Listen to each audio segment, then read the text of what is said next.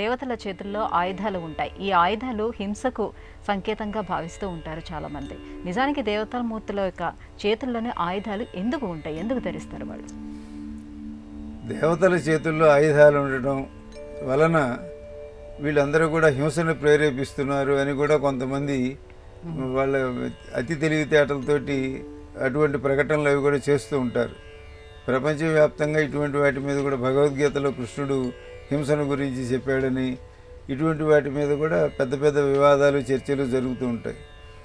కానీ దానికి మన హిందూ ధర్మం ఏం చెబుతోంది, భారతీయత ఏం చెబుతోంది అనే విషయాన్ని ఇందులోంచి చూడాలి. కానీ సగం ఇటు సగం అటుగా మాట్లాడటం కానీ, కేవలం కళ్ళతో చూసిన దానికి ఇంతేనని అనుకోవటం కానీ ఇట్లా కాకుండా పెద్దలను కానీ మన శాస్త్రములను, పురాణములను, గ్రంథములను వీటిని పరిశీలించి ఎందుకు వాళ్ళు అట్లా ధరించారు అనేది తెలుసుకోవాలి తప్ప, చేతిలో కత్తి ఉంది కాబట్టి అంటే డాక్టర్ గారి చేతిలో కత్తి ఉంటుంది, ఉన్నంత మాత్రాన ఆయన హింస చేస్తున్నాడా, ఆయన ఎదురు ఆపరేషన్ చేశాడంటే ఆయన హింస చేశాడు అంటే దానిని మనం నిజంగా అంటే అవును అంతే కదా, మరి ఎదుటివారిని బాధించారు కాబట్టి కత్తిని ఉపయోగించారు కనుక అది హింసే అవుతుంది అని అనుకోవటం కాకుండా, వారి చేతిలో ఉన్న ఆయుధములన్నిటికీ కూడా ఒక రకమైన ఆంతర్యం, అర్థం చెప్పబడింది.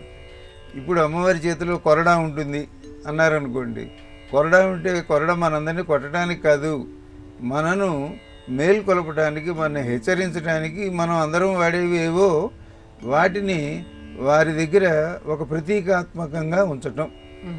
కనుక అవి ప్రతీకలు.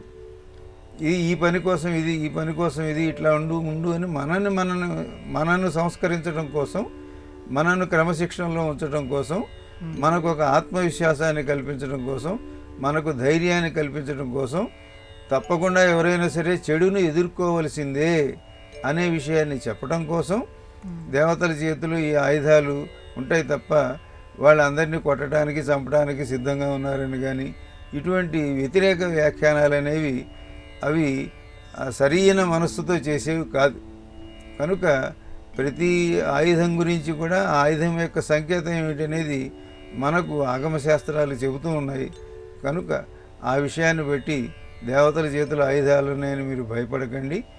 ఆయుధాలు మనం పట్టుకోవాలని కూడా అనుకోకండి. ఆయుధము ద్వారా ఏది చెప్పబడుతుందో అటువంటి మనోభావాలను మనం సరి చేసుకోవాలి అనే విషయాన్ని తెలుసుకుందాం.